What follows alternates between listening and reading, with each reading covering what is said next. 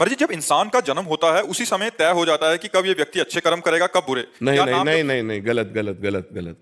तुम्हारा गलत चिंतन है। मनुष्य जब जन्म लेता है उसके पहले दो कर्मों से उसके शरीर की रचना होती है, पाप कर्म और पुण्य कर्म से। कई बार एकांतिक में बताया है, केवल पाप कर्म से यातना देह मिलता है जो नरक में मिलता है, नरक लोक में। केवल पुण्य कर्म से देव शरीर मिलता है जो स्वर्ग लोक में है।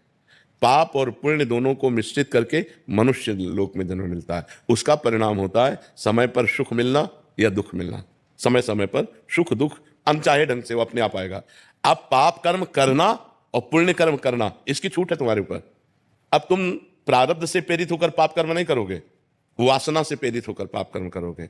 अब चाहे उपासना कर लो चाहे वासना से प्रेरित होकर पाप कर्म कर लो, ये तुम्हारे को छूट दी गई है। लेकिन इस शरीर की रचना दो कर्मों से हुई है, उसका भोग पूरे जीवन भोगना पड़ेगा।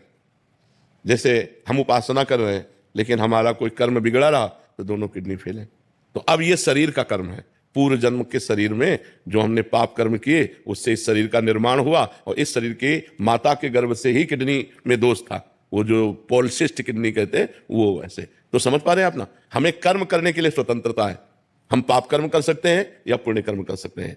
वो प्रारब्ध से नहीं प्रेरित है, वो पहले से निश्चय नहीं है। पहले से निश्चय सुख और दुख, पाप का फल दुख और पुण्य का फल सुख। आप समझ रहे?